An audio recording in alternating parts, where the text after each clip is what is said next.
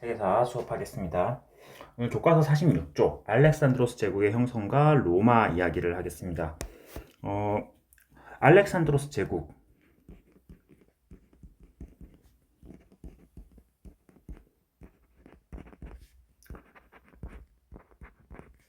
원래 그리스 우리가 앞에 시간에 했던 게 아테네하고 스파르타 있었잖아. 그 아테네 스파르타가 막 한창 이렇게 잘 나가고 있을 때 그 그리스 북쪽의 폴리스 중에서 마케도니아라는 나라가 있었어. 작은 나라입니다, 역시. 근데 아테네랑 스파르타가 막 한창 패권을 차지하고 할 때 마케도니아는 위쪽에서 그냥 조용히 세력을 키우고 있었죠.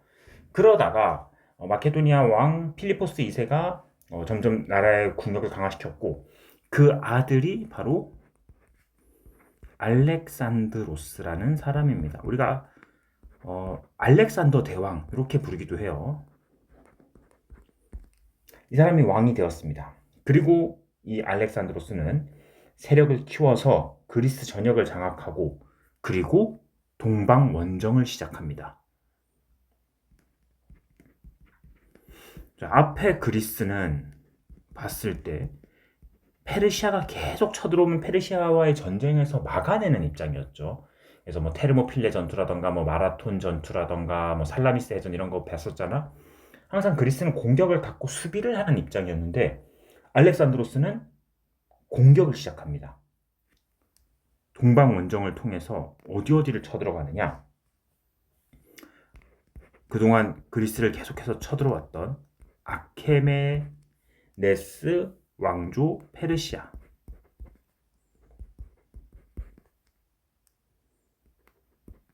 아케메네스 왕조 페르시아를 점령을 하고 그리고 세계 4대 문명의 발상지 중에 하나였던 이집트까지 정복을 합니다. 엄청난 거였죠. 어디까지 가느냐? 동쪽의 끝을 보러 가겠다. 그래서 계속해서 와가지고 인더스 강 유역까지 옵니다. 인더스면 인도잖아. 여기까지 진출을 했어요. 아마 시간이 더 있었다면은 인도까지도 공격을 하고 뭐 그 더 나가서 중국까지도 뭐 알렉산더는 가고 싶었을 겁니다. 근데 이렇게 진출을 하는 과정에서 병사들이 지친 거죠. 병사들이 너무 지치고 고향이랑 너무 멀어졌다. 불만도 나오고 해서 이제 원정은 일단은 인더스강 유역까지만 갔습니다.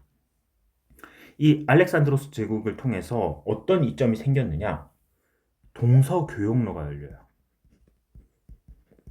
군인들이 이렇게 전쟁을 위해서 많은 대군이 이렇게 이동을 한다는 것은 이동을 하고 여기를 이렇게 하나가 나라가 된다는 것은 그 안에 교역로가 만들어진다는 거지. 나라가 여러 개면은 여기 왔다 갔다 하기가 힘들 거 아니야, 아무래도. 근데 이게 하나의 나라로 큰 나라가 됐다는 거는 동서 교역로가 확립이 됐다는 얘기가 될 겁니다. 뭐 비슷한 얘기로 뭐 저기 칭기즈칸이 원나라 거대한 땅에 나라 만들었잖아. 그 원나라 역시도 동서 교역로를 활성화시키는 나라 중에 하나입니다. 동서 교역로, 아시아, 아프리카, 그리고 유럽 이 세 대륙을 잇는 거대한 제국을 형성을 합니다. 우리는 이 시대를 가지고 헬레니즘 시대라고 부르기도 해요. 헬레니즘 시대가 전개됩니다. 알렉산드로스는 이제 이 거대한 영토를 통치하기 위해서 헬레니즘 시대 때 자기 이름을 따가지고 알렉산드리아라는 도시를 만들기도 했습니다.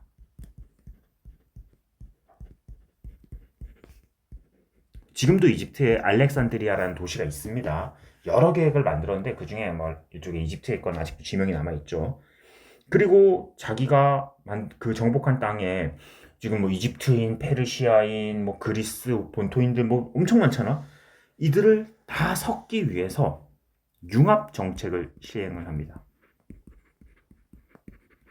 알렉산드로 스스로도 그 페르시아 공주랑 결혼을 했고 그리고 그리스인하고 페르시아인들의 결혼을 장려했다. 섞는 거죠. 민족 간의 혼합을 장려를 했습니다. 그리고 알렉산드로스는 아마도 다시 한번 동방원정을 가고 싶었을 거야. 인더스강에서 멈췄으니까. 근데 이 사람이 되게 일찍 죽어버립니다. 30대에 알렉산드로스가 사망을 하면서 그가 알렉산드로스의 사후 그리스는 마케도니아, 시리아,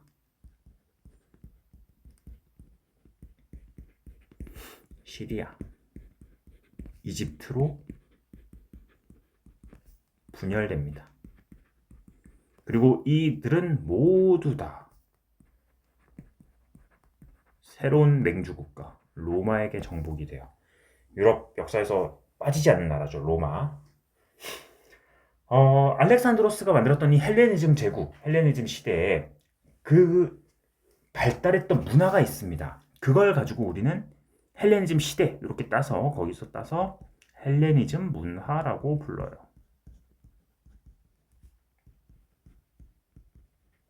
헬레니즘 문화. 그리스 문화를 바탕으로 한 헬레니즘 문화에 그가 정복했던 다양한 문화들이 섞인 겁니다. 그래서 이 헬레니즘 문화는 그리스 문화를 기본으로 하되 다양한 문화들이 섞였기 때문에 좀 개방적이고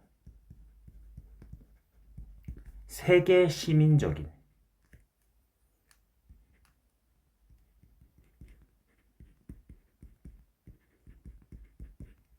그런 성격을 보입니다.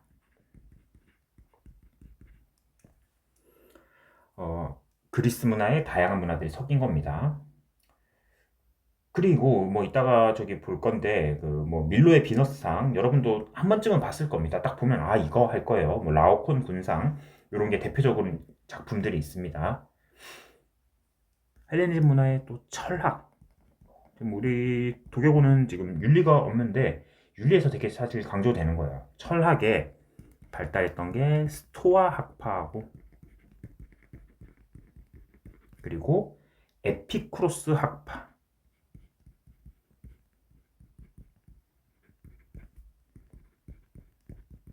이 두 가지가 있어요. 스토아 학파는 마음의 안정하고 만족.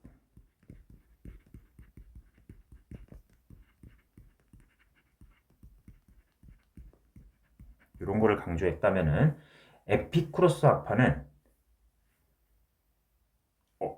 아이고 미안 얘들아 반대로 썼다 선생님이.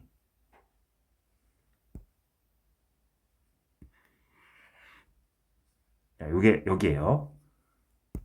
다음에 스토아 학파는 그 욕망을 억제하고 이성적인 삶을 추구합니다.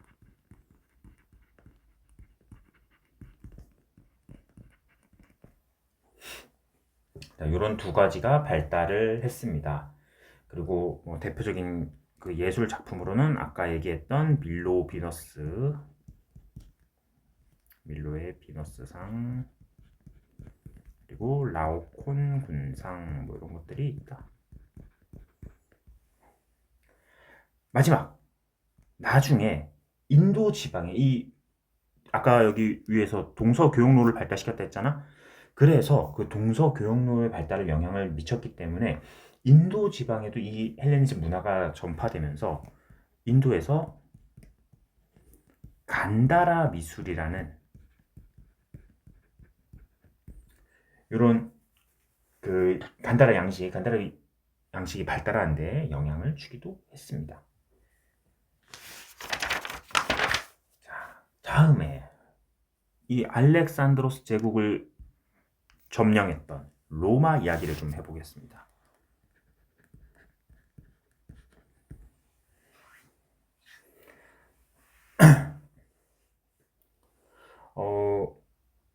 여기서는 로마는 앞 글자를 이렇게 외우면 됩니다, 여러분이. 왕, 귀, 민, 공, 포, 그, 카, 아. 자, 왕기민공, 포그카.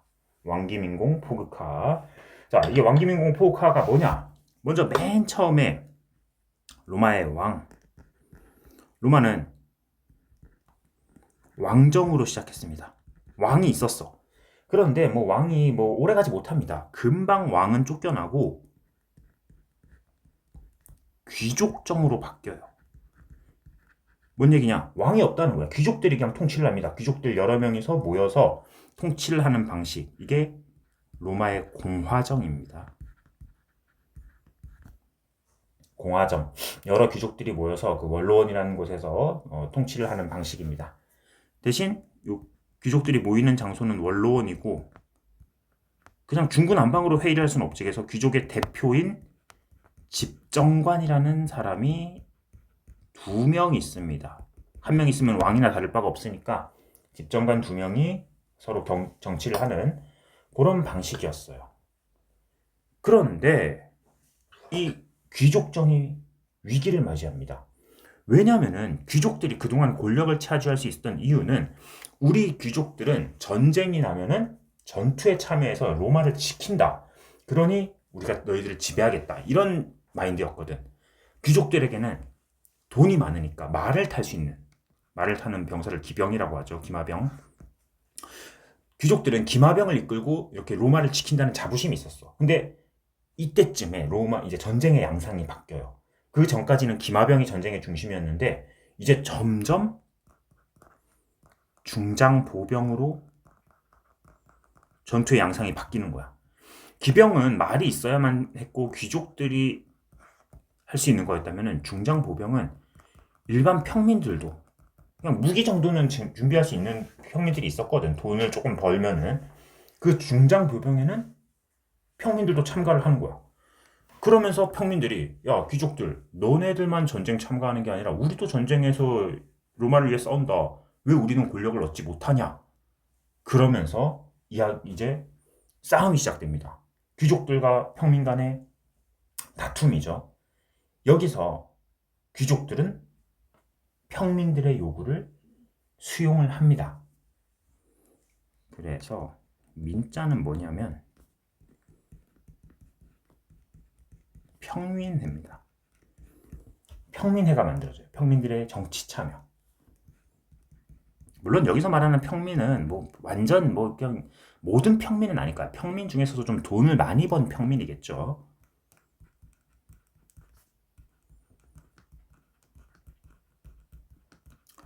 평민들의 정치 참여가 이제 가능하게 되었습니다. 이 과정을 조금 자세히 봐야 되는데 민자에서 이어서 봅니다. 평민들이 처음에는 귀족들이 욕을 안 들어줬어요. 안 들어주니까 평민들이 어떻게 됐느냐? 아예 로마를 떠납니다. 로마 옆에 그 산으로 올라가서 우리끼리 살 테니까 귀족 니네 알아서 살아 이랬거든. 그러면서 이제 귀족들이 평민의 요구를 수용을 하면서 평민의 대표인 호민관하고 그리고 평민회를 만들게 됩니다. 맨 처음에 호민관과 평민회를 설치했다. 그리고 그 이후에 아예 법제화 시켜줘요. 평민들의 권리를 인정을 해주겠다. 왜냐면 그전에는 귀족들이 이 법이 딱 명시되어 있는 게 없으니까 법적으로 뭐 기록된 게 없으니까 귀족들이 그냥 관습적으로 하는 자기네 마음대로 옛날에 우리 이렇게 처리했으니까 내 마음대로 이렇게 관습적으로 처리할 거야. 이런 방식이었거든.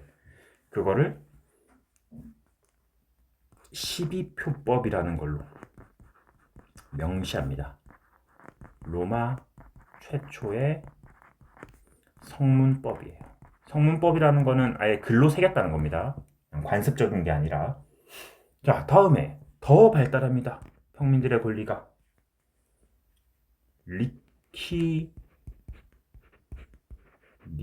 리키니우스법.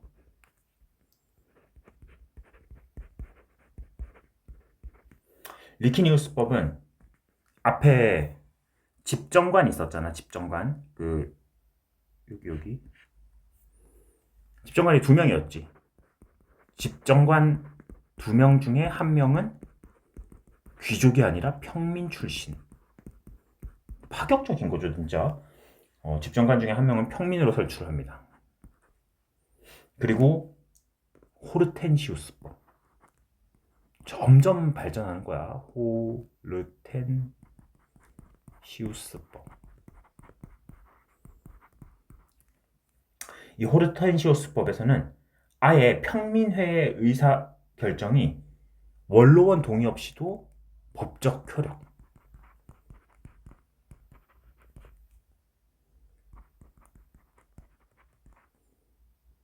결정에 대한 뭐 권리가 이렇게 올라갔다. 이렇게 표시할게요. 다 적지 말고.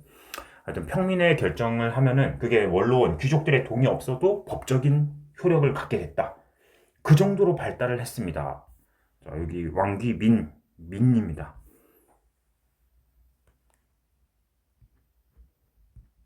공은 뭐냐? 이런 거를 갖다가 이제 공화정이라고 부르는 거예요. 완전한 공화정이 완성이 된 거죠. 그 전에 귀족정의 이 공화정 때는 귀족들만을 위한 공화정이었다면은 이제는 완전히 평민들까지 참여할 수 있는 그런 공화정으로 발달을 했습니다.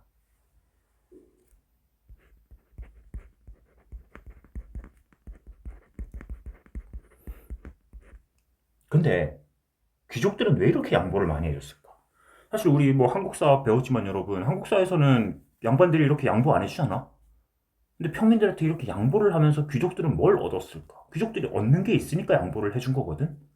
귀족들이 얻는 게 있었어요. 바보가 아닙니다, 그들은. 바로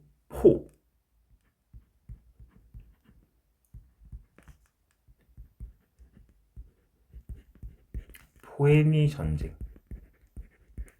포에니 전쟁이라는 건데, 로마는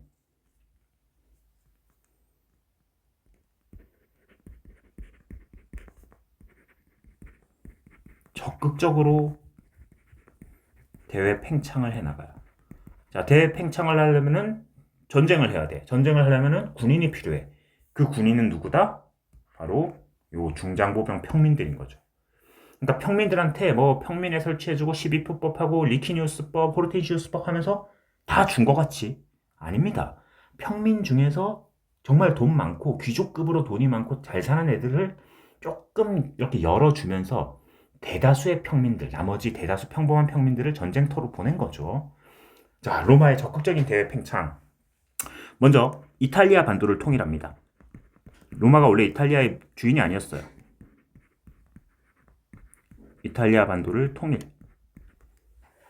그리고 점점 뻗어나가요. 바다로 이제 뻗어나가는데 지중해로 뻗어나가는 과정에서 그 원래 지중해 땅에 있던 카르타고와 전쟁을 벌여요. 이 전쟁이 3번 있었는데 그거를 갖다가 우리가 묶어서 포에니 전쟁이라고 부릅니다. 카르타고의 유명한 장군인 뭐 한니발이란 사람인데 이 사람이 뭐 알프스 산을 넘어가지고 로마를 공격하기도 했습니다. 2차 때. 그래서 로마가 한때는 막 멸망 직전까지 간 적도 있어요. 하지만 결국에는 카르타고를 싸워서 이겨냈습니다. 카르타고 본토를 공격해서 3차까지 싸워서 로마가 결국 최후의 승리를 거두고, 그리고 로마는 앞에 조금 전에 얘기했던 마케도니아까지 정복을 합니다. 마케도니아와 그리스.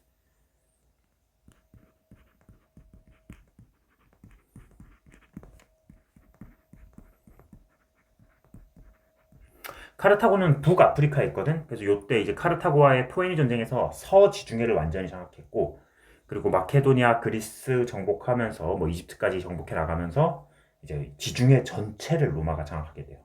지중해라는 곳이 로마의 호수가 돼버립니다. 완전히 로마가 거기를 다 지배하게 돼요. 그렇게 잘 나갔던 로마. 근데 이 문제가 있어요. 전쟁이 끝났어요. 이제 전쟁에서 로마가 뭐 워낙 전쟁을 많이 했는데, 전쟁 끝나고 전쟁에 참가했던 그 용맹한 이제 중장 보병들, 평민들, 무기를 들고 싸웠죠. 이렇게 무기 들고 열심히 싸워서 승리하고 딱 고향으로 돌아왔어요. 고향에 돌아와서 이 사람들이 고향 들어오면은 뭘 해야 돼? 이제 군인이었던 평민들이 농사를 지으면서 자기 땅을 잘 지키고 자영농으로서 살아가면 돼. 자영농이 되면 됩니다. 자기 땅이 있는 농사꾼들이죠. 근데 돌아왔더니 전쟁을 나간 동안 땅은 황폐화돼 있고, 그리고 자기 땅에 이제 그 농사를 지을 수 있는 여건이 안 되는 거야. 그래서 이 자영농들은 그 귀족들에게 돈을 빌리게 됩니다. 급하니까 먹고는 살아야 되니까. 그러자 귀족들은 그냥 돈을 빌려주진 않지. 이 자영농들의 땅을 담보로 돈을 빌려주게 되고 이들은 결국 땅을 잃고 빈민이 돼버립니다. 토지를 잃고 소작농이라고 하죠. 토지가 없는 거야. 대신 귀족들이 대토지를 소유해요. 이걸 갖다가 우리가 라티푼디움이라고 합니다.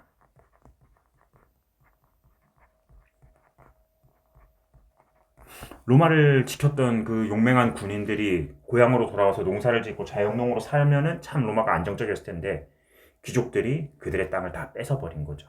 그러니까 앞에서 뭐 귀족들이 이거 뭐 양보했다 뭐 대단하다 이게 아니야 사실. 귀족들은 이 속은 다 챙긴 겁니다. 결국에는 땅은 다 빼앗기고. 자, 이렇게 문제가 되자 이 문제를 해결하기 위해서 등장한 사람이 바로 그입니다. 그의 그라쿠스 형제예요.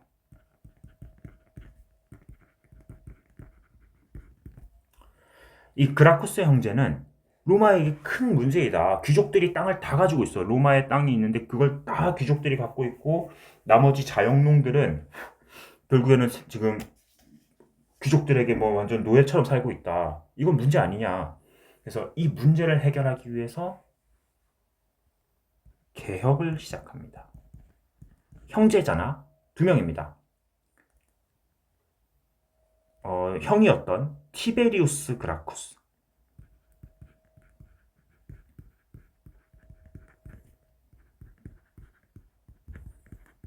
그리고 동생이었던 가이우스 그라쿠스.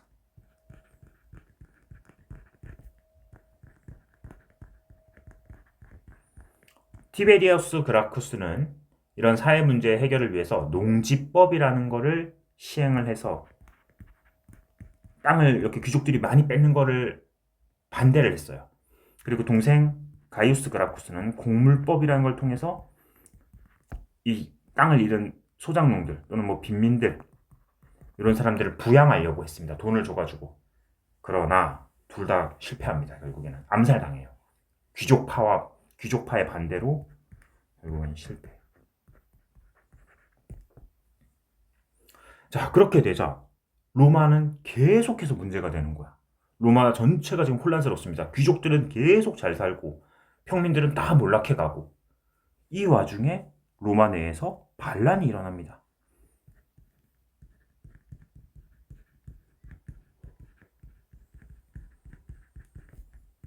스파르타쿠스라고 해서 로마의 검투사예요. 그 검투사 뭐 콜로세움에서 이렇게 싸우는 그런 사람들인데 이 사람들이 반란을 일으키기도 했습니다. 그리고 막 너무 상태가 안 좋은 거야. 자, 이렇게 되자 이 대다수의 그 평민들은 귀족들을 못 믿겠다. 차라리 우리가 옛날에 그 화려했던 과거, 이 사람들의 영광의 시대는 언제였을까? 이때였겠지. 전쟁터에 나갔을 때. 그때 우리를 이끌었던 그 멋진 장군들, 우리가 전쟁터에서 승리할 때마다 함께했던 그 장군들이 우리를 이끌어주면 어떨까? 그런 생각들도 했을 겁니다. 그러면서 등장한 게 카입니다. 군인 정치가죠.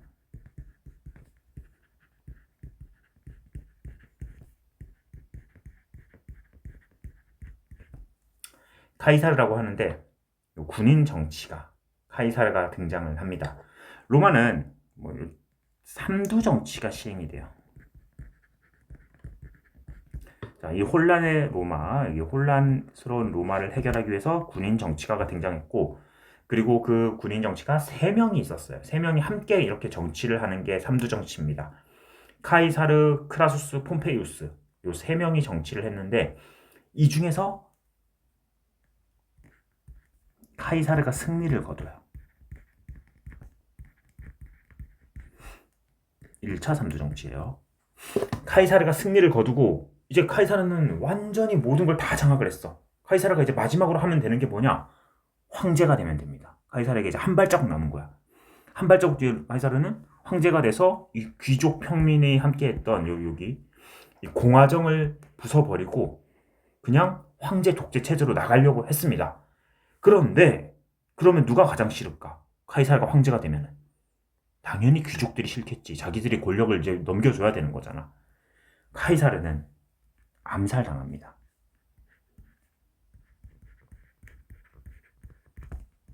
공화정을 유지하고 싶었던 귀족들에 의해서 암살당해요. 특히나 자기 양아들이었던 브루투스에게 암살당하죠. 그래서 가장 믿었던 사람의 배신을 당해서 뭐 브루투스 너 맞아 뭐 이런 말도 있습니다. 브루투스가 양아들이었는데 귀족정을 지키기 위해 결국 죽입니다. 카이사르를. 하지만 로마의 혼란은 끝난 게 아니잖아. 그라쿠스 형제 개혁도 실패했고 농민들은 뭐 스파르타쿠스 난 이런 거 일어나면서 계속 몰락하는데 자신들이 기대했던 영웅인 카이사르가 암살당했어. 끝이 안 납니다. 계속해서 혼란은 지속되었고 결국에는 2차 삼두정치.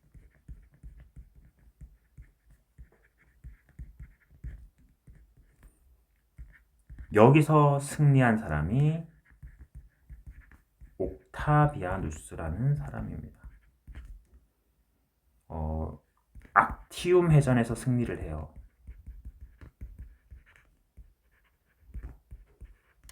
악티움 해전에서 승리한 옥타비아누스. 왕기민공 포그카 아였죠. 요 승리했던 마지막입니다. 옥타비아누스가 존엄한 자 이런 칭호를 받아요. 그게 바로 아우구스투스입니다.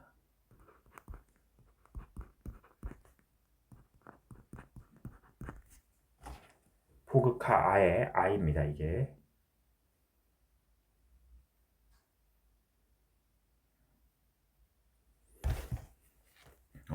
이제 로마는 황제정으로 넘어가는 겁니다. 이제 공화정이 아니야. 황제가 다스리는 제정이 됩니다.